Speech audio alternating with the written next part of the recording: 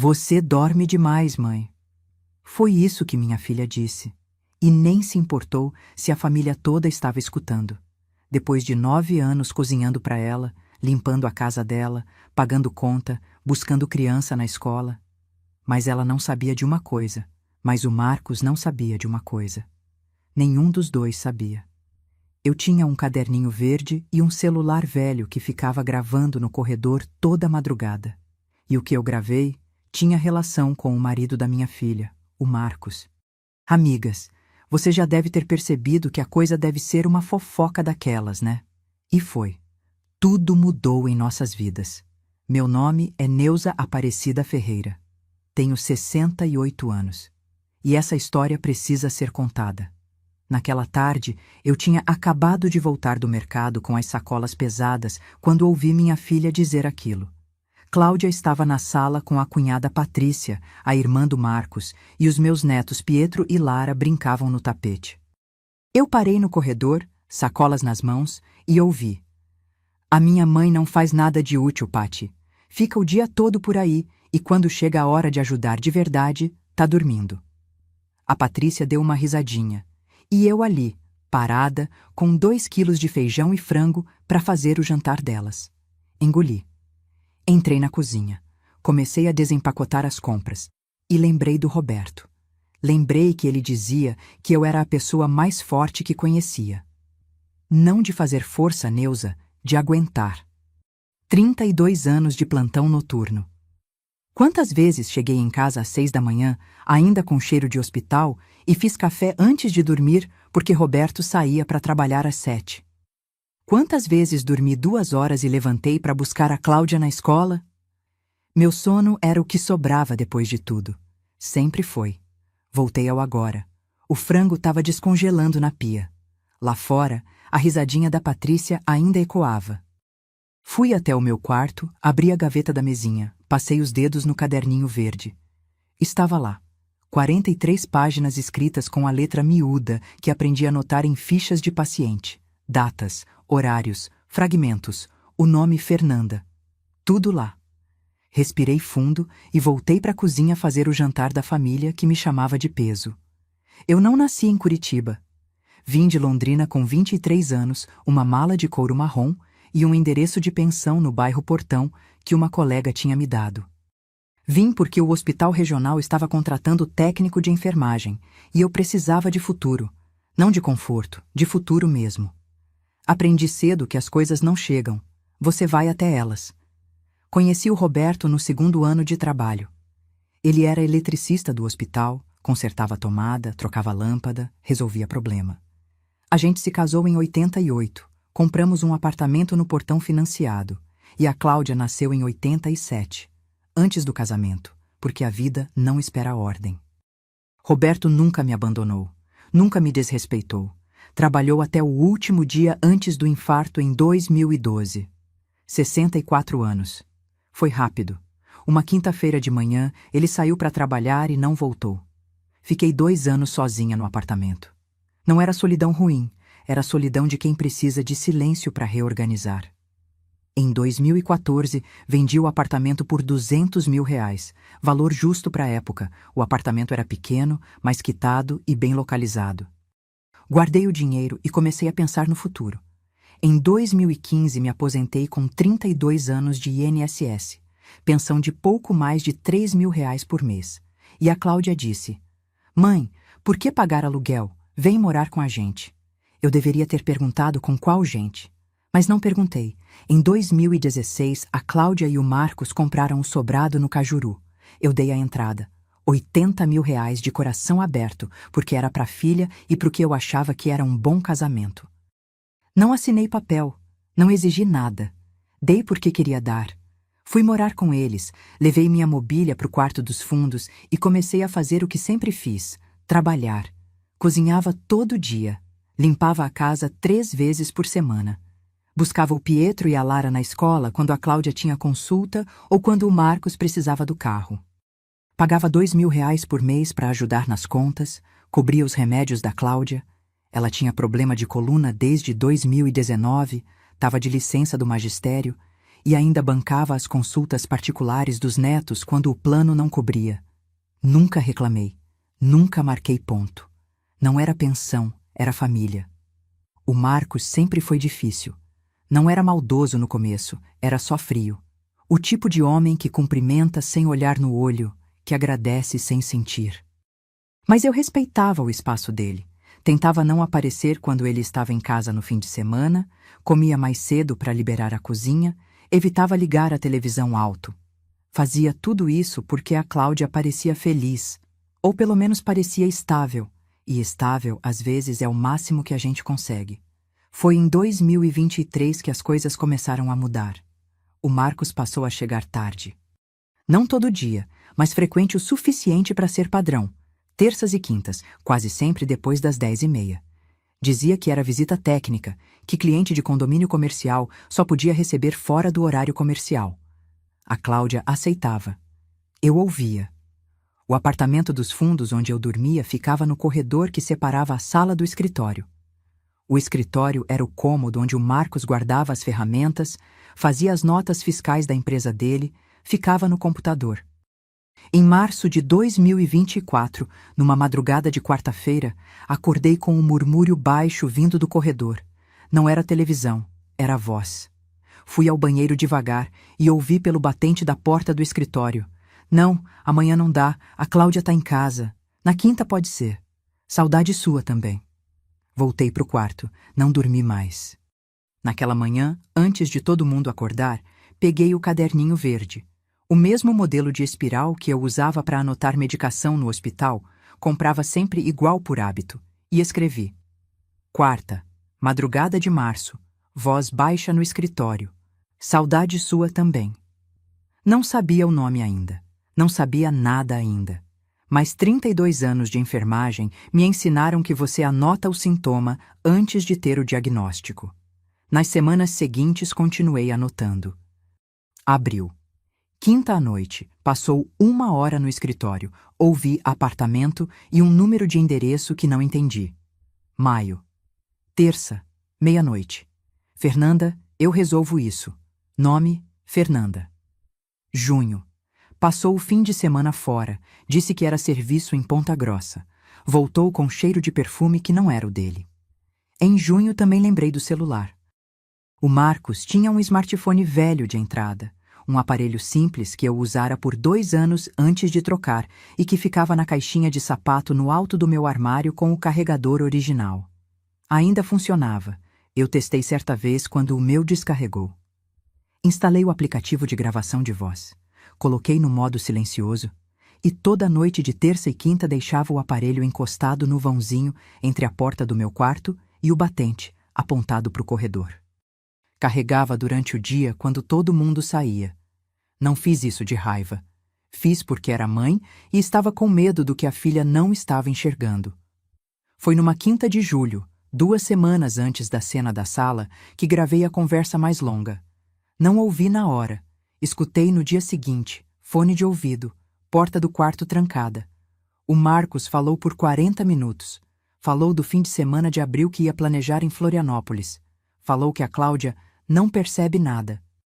Falou que a Fernanda era diferente, mais leve. E no fim disse, a sogra tá sempre dormindo, pelo menos essa não atrapalha. Fechei o aplicativo. Fiquei olhando pro teto por um longo tempo. Sabe o que é pior? Eu não chorei. Depois de 32 anos vendo gente morrer, você aprende que choro é para depois. Primeiro você age, mas ainda não era hora de agir. A Cláudia precisava estar pronta, e ela não estava. 2 semanas depois veio o sábado da sala, a Patrícia, as risadinhas, o feijão pesado nas mãos. Mas o que ninguém viu foi que quando entrei na cozinha, coloquei as sacolas no chão com mais calma do que qualquer pessoa teria direito de ter naquele momento.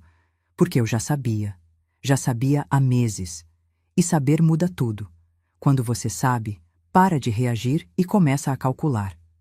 Naquela noite, depois que todo mundo dormiu, fui até a cozinha, fiz um chá e abri o caderninho na última página escrita.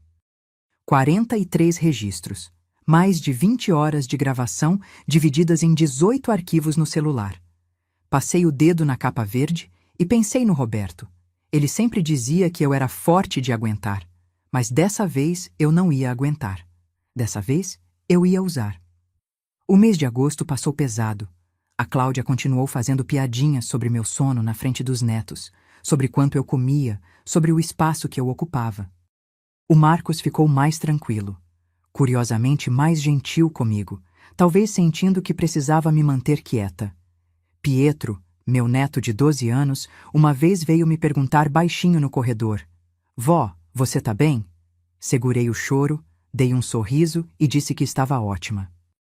Em setembro, a Cláudia me chamou no quarto dela e disse que estava pensando em reorganizar a casa, que o quarto dos fundos poderia virar escritório do Marcos e que ela tinha pesquisado casas de convivência muito boas aqui em Curitiba. Disse com aquela voz de quem está sendo gentil enquanto aperta o nó. Eu ouvi tudo, agradeci pela preocupação e disse que ia pensar. Saí do quarto com o coração gelado e a cabeça quente.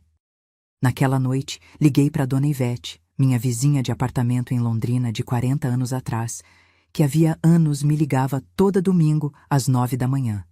Contei tudo. Ela ficou em silêncio por um momento e depois disse: Neuza, essa menina não sabe com quem tá lidando. Dei risada pela primeira vez em semanas. Dona Ivete perguntou se eu precisava de dinheiro. Disse que não. Eu tinha. Tinha mais do que ela imaginava. Porque além do caderninho e das gravações, eu tinha outra coisa que ninguém da família conhecia. 80 mil reais guardados numa conta poupança no meu nome. Dinheiro que eu juntei ao longo de anos vendendo marmitas. Comecei ainda no hospital, nos anos 90. Levava vasilha para vender para os colegas do turno, que não tinham tempo de cozinhar e odiavam o refeitório. Depois da aposentadoria continuei, mas agora entregava para a vizinhança, para uma academia próxima, para 2 funcionárias de um salão a 3 quarteirões de casa. 2, 3 marmitas por dia, dinheiro vivo, guardado sem barulho. A Cláudia sabia que eu saía toda manhã cedo. Achava que era caminhada. Em outubro, recebi uma mensagem de áudio da Cláudia enquanto eu estava na padaria. Mãe, eu marquei uma visita numa casa de convivência para o dia 15, só para a gente conhecer, sem compromisso. Ouvi 3 vezes. Guardei o celular. Comprei o pão. Voltei para casa. Já era hora. Naquela noite não consegui dormir de jeito nenhum. E olha que eu tinha aprendido a dormir em qualquer condição. Em banco de corredor de hospital, em cadeira de plástico duro, no ônibus de volta do plantão. Mas aquela noite era diferente. Não era angústia. Era o tipo de insônia que vem quando você tomou uma decisão e o corpo ainda não acreditou. Fiquei olhando para o teto do quarto dos fundos, o quartinho que um dia ia virar escritório do Marcos, segundo a Cláudia, e senti o peso de 9 anos naquelas paredes. Não era arrependimento. Era inventário. Contei o que dei, o que construí, o que segurei, os jantares, as contas, as crianças buscadas na chuva, as consultas da Cláudia que eu acompanhei porque ela ficava nervosa sozinha com o médico, os remédios que eu lembrava de comprar porque ela esquecia. Contei tudo, não para me vitimizar, mas para ter certeza do que eu valia naquela casa, e o número era grande. O problema não era o que eu tinha dado. O problema era que dei para quem não via. Sentei na cama e lembrei. Lembrei de uma tarde de 2013, um ano depois que o Roberto morreu, quando a Cláudia veio me visitar no apartamento do portão e encontrou a cozinha cheia de vasilhas. Eu estava preparando as marmitas para o dia seguinte. Ela perguntou o que era aquilo. Eu expliquei. Vendia para uns colegas do hospital, complementava a renda, ocupava a cabeça. Ela fez uma cara estranha, não de desaprovação, de surpresa, como se não soubesse que a mãe era capaz disso. Naquele momento ela disse: Mãe, você não precisa se virar desse jeito. Quando a senhora se aposentar, vem morar com a gente. E eu senti calor no peito, porque achei que era cuidado. Só muito tempo depois entendi que era controle disfarçado de generosidade. Ela queria me ter por perto, organizada, disponível, útil. O que ela não calculou foi que eu ia continuar sendo exatamente quem sempre fui. Alguém que trabalha, guarda e não conta. Continuei as marmitas depois que fui morar com eles. A academia a 3 quarteirões. 2 funcionárias do salão, uma moça que trabalhava no cartório da rua de baixo. Saía toda manhã às 7h30 com a bolsa térmica e a Cláudia achava que era caminhada. Era caminhada com propósito. Em 10 anos de marmita, contando os últimos do hospital e os primeiros na casa da Cláudia, juntei R$82 mil. Guardei numa poupança separada, num banco diferente do que usava para receber a aposentadoria. Nunca comentei, porque nunca fui perguntada. E quando você não é perguntada, aprende que a resposta é só sua. Voltei ao agora. O quarto estava escuro e o relógio marcava 2 da manhã. Peguei o celular e abri o aplicativo de notas. Escrevi 3 coisas em ordem. Primeiro, ligar para Dona Ivete na manhã seguinte e pedir o número da advogada que ela havia mencionado uma vez. Uma mulher que trabalha com direito de família em Londrina e que talvez pudesse me orientar mesmo à distância. Segundo, pesquisar apartamentos para alugar no Água Verde. Eu conhecia o bairro, gostava, ficava perto de escola boa para os netos caso a Cláudia precisasse de ajuda depois. Terceiro, não contar nada para ninguém antes de estar pronta. Dormi às 3. Acordei às 6h30. O gatilho que me tirou de vez da letargia veio na manhã seguinte, quando desci para a cozinha e encontrei uma mensagem impressa em papel colada na geladeira. Não uma mensagem escrita à mão, uma mensagem impressa, como comunicado de empresa. Era da Cláudia. Mãe, a visita na casa de convivência é dia 15 às 10 da manhã. Já confirmei presença para nós 2. Marcos vai nos levar. Li 2 vezes. O Marcos ia nos levar. Como se fosse programa de família.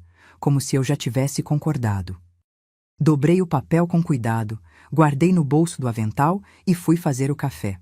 Enquanto a água esquentava, mandei mensagem para Dona Ivete pedindo o número da advogada. Às 8 da manhã já tinha a resposta. Às 9, eu tinha falado com a doutora Sônia Cavalcante por 40 minutos. Ela explicou que, como eu havia dado entrada na casa sem contrato, não tinha direito legal sobre o imóvel, mas que isso não era o mais importante. O mais importante era o que eu queria, sair com dignidade ou ficar com direito. Eu disse que queria as 2 coisas. Ela disse, então você precisa de uma conversa, não de um processo. E me disse exatamente como conduzir essa conversa. Liguei para uma imobiliária no Água Verde. Expliquei que queria um apartamento de 2 quartos, andar alto, próximo de escola, disponível para 1º de junho. A mulher disse que tinha 2 opções. Agendei visita para a semana seguinte no horário em que Marcos estaria no trabalho e Cláudia na fisioterapia. Peguei a pasta bege que ficava no fundo da minha mala de viagem. A mesma mala de couro marrom que eu tinha trazido de Londrina 45 anos atrás, remendada 2 vezes, mas ainda de pé. Dentro da pasta, o caderninho verde, o celular com as gravações, o extrato da poupança com os R$82 mil e uma foto do Roberto que eu levava para todo lado. Olhei para a foto. Tô indo, Roberto, do meu jeito. Se você chegou até aqui, é porque essa história tocou em alguma coisa fundo, porque você já viu uma mulher assim, ou foi essa mulher, ou tem medo de um dia ser. Deixa um like para que mais gente veja que silêncio não é fraqueza, às vezes é estratégia. Se inscreve para nunca esquecer disso e clica em Ripar, que é aqui no canal e faz uma diferença enorme para mim. Me conta. Você já foi tratada como peso por alguém que devia te valorizar? Escreve aqui embaixo. Porque o que vem agora, ninguém na casa do Cajuru esperava. Os dias que se seguiram foram os mais calmos que eu passei naquela casa em meses. E era uma calma calculada, não resignada. Quando você sabe o que vai acontecer, o antes fica quase tranquilo. Eu acordava, fazia café, buscava as crianças, cozinhava, lavava a louça, mas agora havia uma camada diferente em tudo isso, como quando você está num lugar pela última vez e presta atenção em coisa que nunca tinha reparado antes. Visitei o apartamento no Água Verde numa segunda-feira de novembro, enquanto a Cláudia estava na fisioterapia e o Marcos havia saído cedo. 2 quartos, 3º andar, janela da sala dando para a copa de uma figueira velha que me lembrou o quintal da casa da minha mãe em Londrina. Não sei por que aquela árvore me convenceu mais do que qualquer cômodo, mas foi ela. Assinei o contrato naquele mesmo dia com a mão firme. 1º de dezembro, a chave era minha. Liguei para Dona Ivete do lado de fora da imobiliária, ainda com o contrato dobrado na bolsa. Ela chorou antes de mim. Disse: Neuza, você é a mulher mais forte que eu conheço. Ri e disse que era a mulher mais cansada que ela conhecia, mas que cansaço e força às vezes são a mesma coisa. Ela riu também. Fazia bem ouvir aquela risada. Em casa, mantive a rotina sem alterar nada.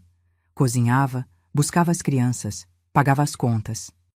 Mas agora cada coisa tinha um peso que antes não tinha. Não de tristeza, de conclusão. O último jantar de quinta-feira com o nhoque que o Pietro adorava. A última vez que busquei a Lara de guarda-chuva na saída da escola porque tinha esquecido o dela. A última vez que reguei as plantas da varanda, aquelas que eu mesma havia comprado 3 anos atrás e que não iam caber na mudança, deixei regadas e bem cuidadas assim mesmo, porque não era culpa das plantas. A Cláudia foi ficando mais impaciente ao longo de novembro. A visita à casa de convivência tinha sido desmarcada. Eu havia dito que estava com gripe, e ela reclamou que eu estava fugindo da conversa. O Marcos estava mais quieto, mais em casa nas tardes, o que me deixava desconfortável porque eu precisava de espaço para organizar sem ser observada. Fazia as coisas devagar, um objeto por vez, guardava na mala de couro marrom que ficava no alto do armário. Aquela mala que veio de Londrina comigo 45 anos atrás, remendada 2 vezes, mas ainda de pé, como eu. Foi numa tarde de novembro que o Pietro entrou no meu quarto e fechou a porta. Ele tinha 12 anos, mas olhos de quem vê mais do que deveria. Sentou na beira da cama e ficou me olhando enquanto eu fingia dobrar roupa. Depois disse com aquela voz ainda entre menino e outra coisa: Vó, você tá indo embora, né? Parei com a blusa nas mãos. Por que você tá perguntando isso? Ele encolheu os ombros com aquele gesto que era igual ao da Cláudia quando tinha a mesma idade. Porque você tá arrumando as coisas devagar, você acha que eu não noto? Sentei do lado dele na beira da cama. Fiquei em silêncio por um momento, porque não queria mentir e não estava pronta para a verdade completa. Depois disse: Tô indo ter um lugar meu, mas isso não muda nada entre a gente. Ele ficou quieto, olhando para o chão. Depois: Mas por quê? Foi o meu pai que fez alguma coisa? Aquilo me cortou mais do que qualquer coisa que a Cláudia ou o Marcos tinham dito. Porque ele sabia. Com 12 anos, na intuição silenciosa de quem cresce dentro de uma casa e absorve o que os adultos pensam que esconderam, ele sabia que o problema era o pai. E estava me perguntando para confirmar o que já sentia. Escolhi as palavras com cuidado. Às vezes as pessoas precisam de espaço para crescer, Pietro. Isso vale para adulto também. Ele ficou pensando nisso. Depois: Tá bom, mas me conta quando for, vó. Não some sem me falar. Segurou minha mão com aquela mão grande de menino que tá crescendo rápido demais. Promete? Prometo. Ele foi embora e eu fiquei parada na beira da cama por um bom tempo. Aquela conversa me mostrou uma coisa que eu precisava ver. A Cláudia não estava sozinha no que vinha por aí. Ela tinha os filhos. Ela tinha os filhos que me amavam e que estavam prestando atenção. E isso significava que ela ia ter suporte de onde menos esperava, de dentro da própria casa.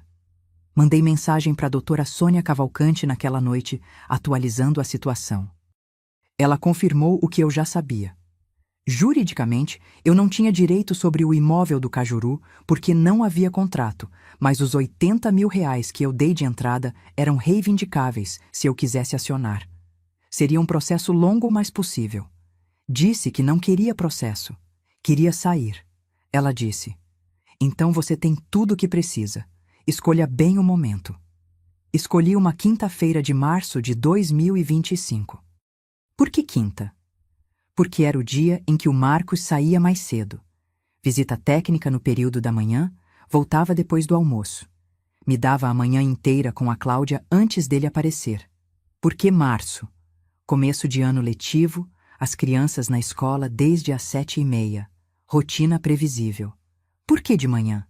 porque de manhã a Cláudia era mais lúcida, menos na defensiva, ainda com a guarda baixa do café. Na quarta à noite, depois que todo mundo dormiu, sentei na mesa da cozinha com a pasta bege aberta na minha frente e organizei cada coisa na ordem certa. Primeiro, o caderninho verde, aberto na página de março de 2024. A primeira anotação, a mais simples, a mais devastadora pela simplicidade. Segundo, o celular com as gravações, aplicativo aberto no arquivo de julho, o de 40 minutos. Aquele era o mais completo, o mais claro, o que não deixava margem para interpretação. Terceiro, o extrato da poupança impresso, com data de abertura, saldo atual de R$82 mil e as movimentações dos últimos 12 meses. Quarto, a folha manuscrita com letra miúda de enfermeira, os 80 mil da entrada, mais 2 mil por mês por 62 meses, mais estimativa de remédios e consultas. Total em números por extenso, underline na última linha. Não era cobrança, era memória. Queria que ela visse em números o que talvez nunca tivesse enxergado em anos de convivência. Fechei a pasta. Coloquei no centro da mesa. Apaguei a luz. Aquela noite dormi do jeito que não dormia há meses. O sono fundo, limpo, sem acordar de madrugada para ouvir corredor. O tipo de sono que vem quando você parou de esperar e começou a agir. Na manhã de quinta, acordei às 6. Tomei banho, vesti roupa de sair, não de pijama, não de avental, roupa de sair, porque aquela conversa eu ia ter de pé, vestida, inteira. Fiz o café, coloquei a mesa para 2, esperei o Marcos terminar o café dele. Ele entrou na cozinha, pegou a xícara, olhou para o celular, não me cumprimentou. Coisa de costume. Às 8h30 pegou a chave do gancho e saiu sem dizer nada. Lavei a xícara dele. Coloquei a pasta no centro da mesa. Servi um café para mim. Respirei fundo. Não de nervoso, de chegada. Era hora. Chamei a Cláudia.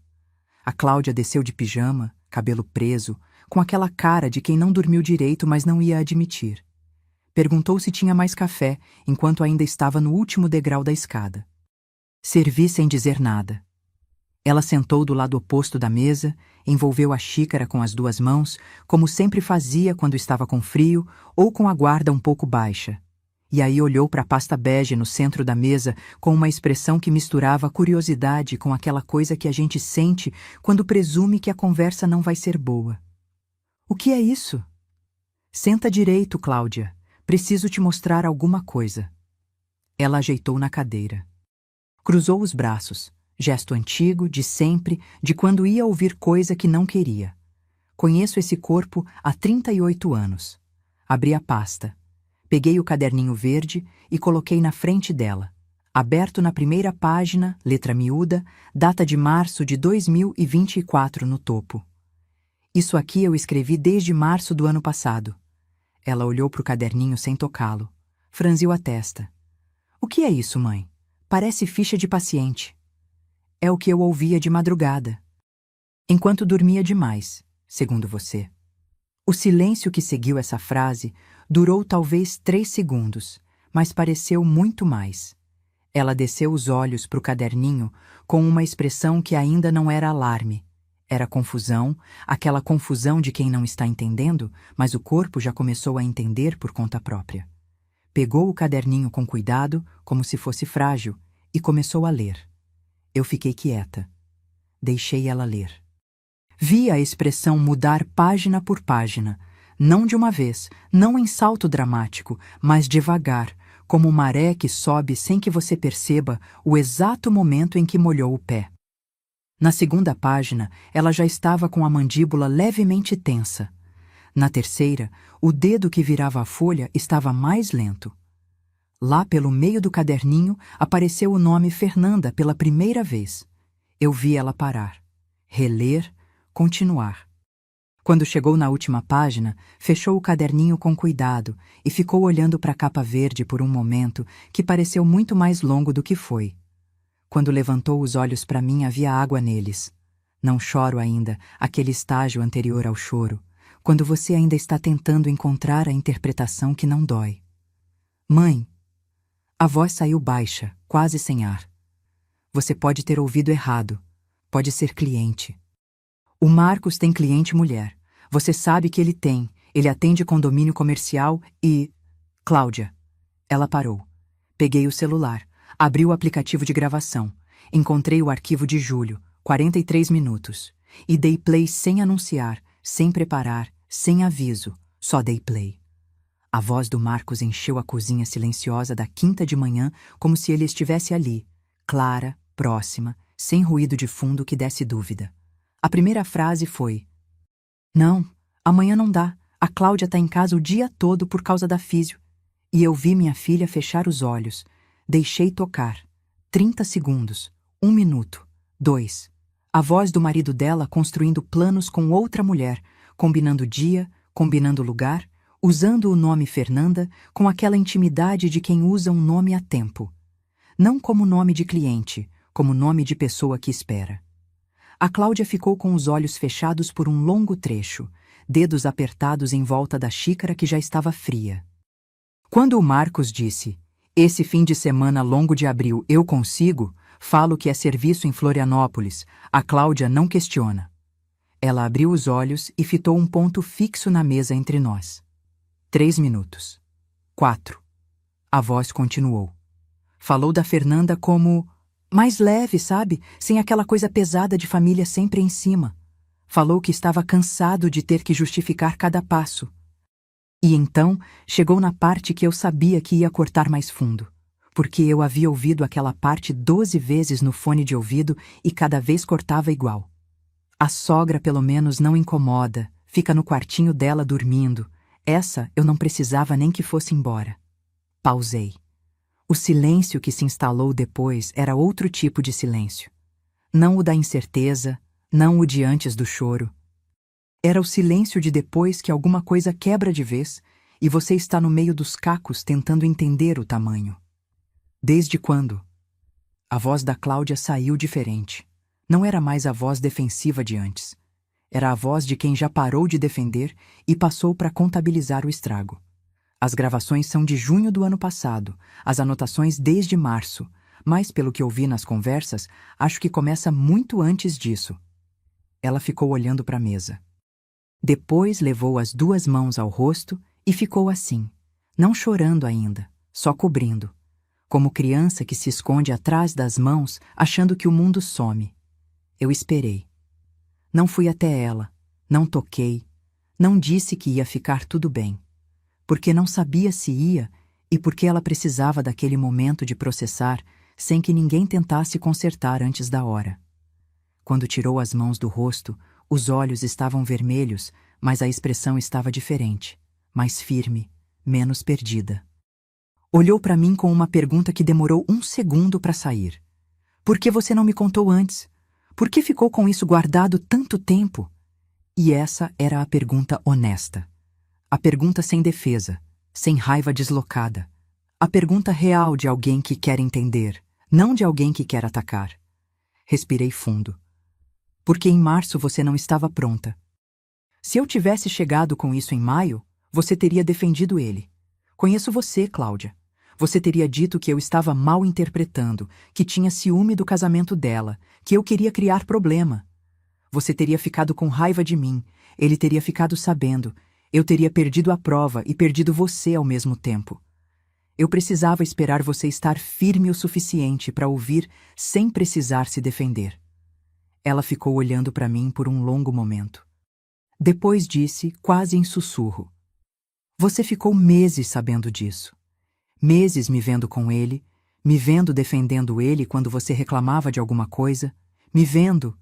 A voz quebrou-me um pouco. Você ficou meses carregando isso sozinha. Não foi a primeira vez que carreguei coisa sozinha por você. Não disse com crueldade. Disse com a simplicidade de quem constata. Ela ouviu e assentiu devagar, porque era verdade e ela sabia. Ficamos em silêncio por um momento. Lá fora passava um carro, uma criança gritava de longe, a vida do bairro continuava completamente alheia ao que estava acontecendo naquela cozinha. Depois a Cláudia perguntou, com a voz mais controlada: Tem mais coisa na pasta? Tem. Peguei o extrato da poupança, imprimi na semana anterior. Folha A4, dados bancários, saldo. R$ 82.000, conta aberta em 2015, movimentações regulares de pequenos depósitos ao longo dos anos. Coloquei na frente dela. Ela olhou os números. Olhou para mim. Olhou de volta para os números. R$ 82.000. Não era pergunta. Era o cérebro tentando encaixar aquilo na imagem que ela tinha de mim. De onde veio isso? Das marmitas. Você achava que eu saía para caminhar toda manhã. Ela ficou olhando para mim com uma expressão que eu nunca tinha visto nela antes. Não era raiva, não era admiração, era uma mistura das duas com algo mais embaixo, algo que levaria tempo para nomear. Depois disse baixinho: Você vendia marmita todos esses anos e eu não sabia. Comecei ainda no hospital, nos anos 90. Levava vasilha para os colegas do turno que não tinham tempo de cozinhar. Depois da aposentadoria continuei. Academia, salão, cartório, vizinhança. 2, 3 marmitas por dia. Dinheiro vivo, guardado sem barulho. Mas por que não contou? Olhei para ela por um momento antes de responder. Porque ninguém perguntou. Aquilo pousou pesado. Ela entendeu o que estava dentro dessa resposta. Não só sobre o dinheiro, sobre tudo. Sobre os 9 anos. Sobre quanto eu havia carregado sem que ninguém se importasse o suficiente para perguntar. Peguei a última folha da pasta. A manuscrita, letra miúda de enfermeira, colunas organizadas. Isso aqui não é cobrança. Quero deixar claro. Não estou apresentando conta. Mas quero que você veja em número o que talvez não tenha enxergado em anos. Ela pegou a folha. Leu devagar, linha por linha. Os 80.000 da entrada da casa. Os 2.000 por mês por 62 meses. R$ 124.000. Os remédios estimados, as consultas particulares dos netos, o mercado em meses em que a conta estava apertada. O total na última linha, sublinhado com a régua. Ficou um longo tempo com aquela folha nas mãos. Quando falou, a voz estava muito diferente de como tinha entrado na cozinha. Mais baixa, mais lenta, como alguém que está falando de dentro de uma tomada de consciência ainda em andamento. Quanto você fez por essa casa, mãe? Não foi pela casa, foi por você, pela Lara, pelo Pietro. E eu te chamei de peso. Você me chamou de peso. Ela fechou os olhos. A água voltou, mas dessa vez desceu, uma de cada lado, devagar. Não o choro convulsivo de antes. Era outro tipo de choro. O choro de quem está entendendo a dimensão de um erro que não tem como desfazer, só reconhecer. Fui até ela. Sentei do lado. Coloquei a mão nas costas dela como tinha feito 1000 vezes, quando era criança com febre, quando perdeu o primeiro emprego, quando o Roberto morreu e ela chegou no hospital desfazendo. Fiquei ali sem dizer que ia ficar tudo bem, porque não era minha função garantir isso. Era minha função estar presente. E eu estava. Quando o choro foi ficando mais quieto, ela limpou o rosto com um pano de prato que estava na cadeira ao lado. Não tinha guardanapo, era pano de prato, vida real. E ficou olhando para a mesa com os olhos inchados e a expressão de alguém que está reconstruindo o chão por baixo dos pés. E agora? Perguntou. Agora você decide o que faz com o que eu te mostrei. Essa parte é sua, não minha. Sobre o Marcos. Sobre tudo. Ela ficou em silêncio por um momento. Depois, você vai embora de qualquer jeito, né? Independente do que eu decida. Tenho apartamento no Água Verde desde 1º de dezembro. Vou no fim do mês. Ela assentiu devagar. Não pediu para ficar, não tentou negociar. E esse silêncio dela era diferente dos silêncios anteriores. Era o silêncio de alguém que, pela primeira vez em muito tempo, estava aceitando uma coisa sem tentar controlar o resultado. Era crescimento, mesmo que doesse. Posso visitar? Cláudia, você é minha filha. Ela deu uma risada pequena, úmida, que durou meio segundo e foi embora. Mas foi real. A primeira coisa real entre nós em muito tempo. Ficamos assim por um tempo, sentadas lado a lado na cozinha de uma casa que eu havia ajudado a comprar e que em breve não seria mais meu endereço. Tomamos café frio. Não precisamos falar. Foi a Cláudia quem quebrou o silêncio. Ele chega quando? Depois do almoço, normalmente. Ela olhou para o relógio na parede. Eram 10h30. Ficou pensando. Depois pegou o celular e digitou uma mensagem. Vi ela reler, ajustar, reler de novo. Apertou enviar. Me mostrou a tela. Precisa vir para casa agora. Importante. Guardamos o celular. Eu juntei os papéis da pasta sem pressa. Organizei cada coisa no lugar. A Cláudia levantou, lavou a xícara, ficou parada na pia, olhando pela janela da cozinha. Depois virou e disse: Mãe, obrigada por ter esperado eu estar pronta. Não respondi com palavras, só assenti. O Marcos chegou 50 minutos depois. Eu ouvi a chave na fechadura, o barulho familiar de sempre. Chave no gancho, mochila na cadeira do corredor. Oi, o que tem de almoço? Gritado de longe enquanto ainda tirava o sapato. Entrou na cozinha e parou quando viu as duas sentadas à mesa com a pasta entre nós e o silêncio que não era silêncio normal. O que aconteceu? A voz saiu cautelosa. O tom de quem presume problema, mas ainda não sabe o tamanho. A Cláudia não respondeu. Empurrou o celular pela mesa em direção a ele. O arquivo de áudio na tela, pausado no início. Ele olhou para o celular, olhou para Cláudia, olhou para mim. E nesse olhar havia algo que eu reconheci. Era a expressão de quem está calculando rotas de saída e percebendo que não tem nenhuma. Olhou de volta para o celular. O que é isso? Você sabe o que é, disse a Cláudia. Cláudia, eu... Aperta play. Ele não apertou. Ficou parado com os 2 punhos apoiados na mesa, cabeça levemente baixa, naquela postura de touro que eu conhecia, quando estava na defensiva, mas ainda tentando parecer no controle. Não havia controle mais. Ele sabia. Só ainda não tinha admitido para si mesmo. De onde veio isso? Aperta play, Marcos. Eu preciso saber de onde. Eu gravei. Minha voz saiu calma, sem raiva, sem tremor. Só a informação. Eu ouvia de madrugada. Anotei durante meses. Você falava baixo, mas o corredor carrega som. Ele me olhou com uma expressão que misturava raiva com aquela coisa menor que vem embaixo da raiva quando você é pego. O constrangimento de quem subestimou alguém que parecia fácil de ignorar. Você ficou me espionando dentro da minha própria casa. Dentro da casa onde eu paguei a entrada, onde eu pagava a conta todo mês, onde eu cuidei dos seus filhos enquanto você combinava fim de semana em Florianópolis. Ele abriu a boca, fechou. Não havia argumento para montar contra aquilo. A Cláudia apertou play. A voz dele encheu a cozinha, e dessa vez era diferente de quando só eu e ela ouvimos, porque agora ele estava ali presente, tendo que habitar o mesmo espaço que a própria voz. Vi ele endurecer nas primeiras frases. Vi a mandíbula trabalhar quando chegou no trecho de Florianópolis. Quando a voz disse, a Cláudia não questiona, ele fechou os olhos por 1 segundo. Não de dor, de vergonha, que às vezes é pior. Quando chegou na parte em que ele falou que a sogra ficava no quartinho dormindo e pelo menos não precisava que fosse embora, a Cláudia pausou, virou o celular para ele e disse com uma voz que eu nunca tinha ouvido nela antes, fria, firme, de alguém que encontrou o fundo e está empurrando de volta. Ela não dormia, ela gravava. O silêncio que se seguiu a essa frase foi absoluto.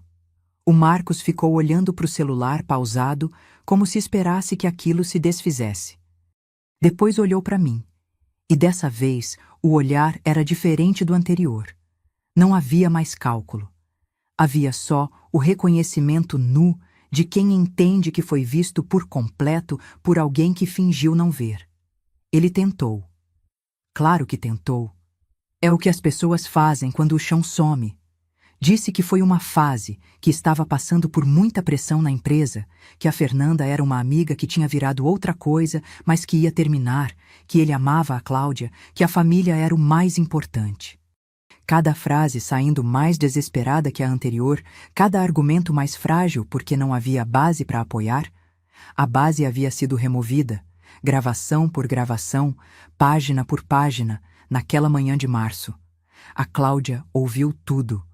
com uma paciência que eu nunca tinha visto nela, e que reconheci como minha, porque era a mesma paciência que eu havia praticado por meses de madrugada no corredor. Ela ouviu cada palavra sem interromper, sem explodir, sem chorar. Quando ele terminou, ela ficou em silêncio por um momento. Depois disse: "Você pode ficar no quarto de hóspedes enquanto a gente acerta os detalhes com o advogado. Mas eu preciso que você entenda uma coisa agora. O que você fez com a minha mãe, tratar ela como peso, como estorvo, contribuir para que eu fizesse o mesmo, isso não tem negociação. Não tem pedido de desculpa que conserte. Minha mãe passou anos cuidando desta casa, destas crianças, de mim. E você a chamou de inconveniente enquanto ia embora encontrar outra mulher. Isso eu não esqueço." O Marcos ficou em silêncio. O tipo de silêncio de quem não tem mais argumento, só a realidade da situação. Eu me levantei, organizei a pasta, fechei o zíper, coloquei sob o braço. Fui até a pia, lavei a xícara do café frio, enxaguei, deixei secando. Movimentos normais, de sempre, mas pela última vez naquela cozinha, e eu sabia disso, e estava bem com isso. Na saída, me virei para Cláudia. "O Pietro sabe que eu tô indo. Prometi que não sumia sem avisar. Me liga quando quiser, filha." Ela estava com os olhos cheios de novo, mas firmes. Assentiu. Olhei para o Marcos uma última vez. Não havia raiva. Havia algo mais simples, a leveza de quem não precisa mais fingir que uma coisa não existe. Ele me olhou e baixou a cabeça. Subi para o quarto dos fundos, fechei a porta e sentei na beira da cama com a pasta no colo.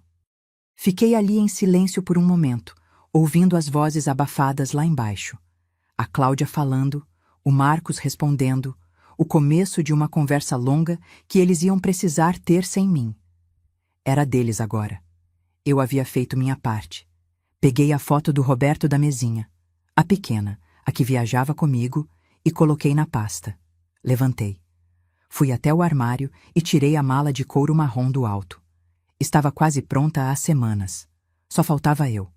3 semanas depois. O apartamento no Água Verde ainda cheirava a tinta nova e a papelão de caixa de mudança, mas já tinha café passado no coador de pano e a foto do Roberto na parede da sala. Foi o primeiro objeto que eu pendurei, antes de montar a cama, antes de desempacotar qualquer coisa.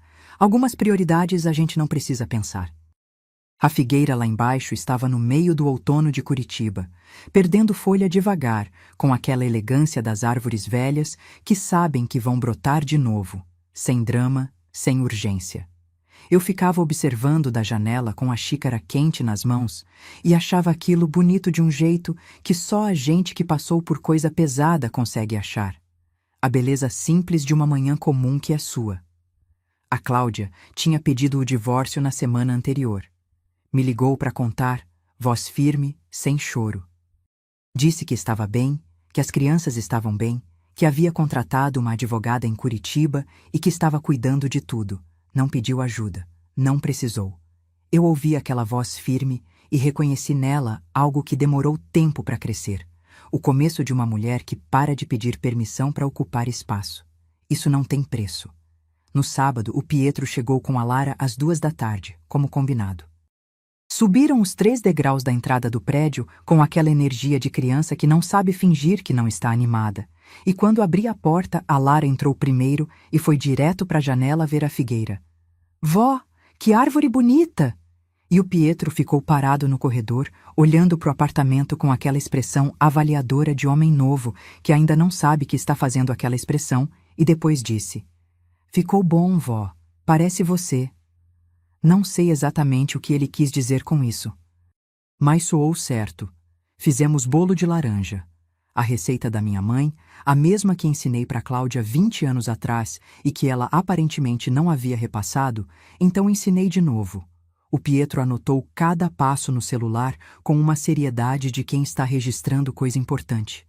A Lara ficou responsável por mexer a massa e lambeu a colher com uma dedicação que me fez rir de verdade, daquele jeito que vem de dentro e que às vezes demora semanas para aparecer depois de um período pesado. Ficamos a tarde toda. Quando foram embora, o abraço do Pietro durou mais do que o normal. Ele é daqueles meninos que abraça rápido por hábito, mas quando abraça de verdade, você sente a diferença. Na porta, ele disse baixinho: "Você não sumiu, vó." Eu apertei o ombro dele. Disse: "Falei que não ia." Quando a porta fechou, fiquei parada no corredor por um momento, ouvindo o silêncio do apartamento se recompor depois da tarde de criança. E era outro silêncio, não o silêncio de quem é ignorada numa casa cheia de gente, não o silêncio do corredor do Cajuru com murmúrio de madrugada, não o silêncio de quem engole. Era o silêncio de quem chegou. Fui até a sala. Peguei o caderninho verde da prateleira onde havia guardado, entre um vaso de planta e uma foto antiga de Londrina. Não joguei fora. Não ia jogar.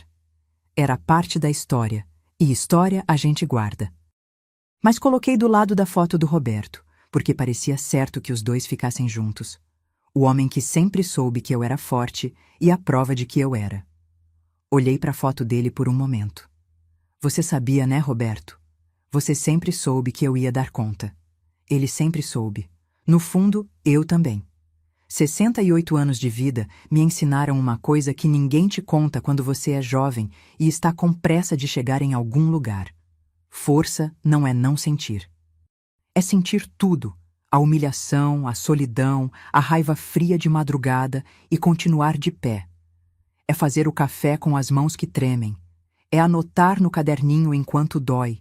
É esperar a hora certa com a paciência de quem aprendeu em corredor de hospital que algumas coisas não têm atalho. E quando a hora chega, e ela sempre chega, é colocar a pasta na mesa com as mãos firmes e deixar a verdade falar por você. Nunca é tarde. Nunca é tarde para mostrar quem você é.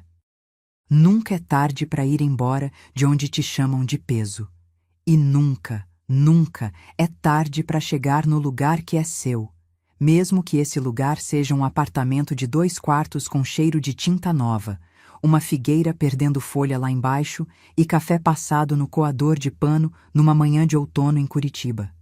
Essa história acabou, mas tenho certeza que vai ficar com você por um tempo. Se ela te tocou, deixa um like. Isso me ajuda a continuar trazendo histórias assim para quem precisa ouvir. E me conta aqui embaixo, o que mais te marcou? Foi a paciência dela?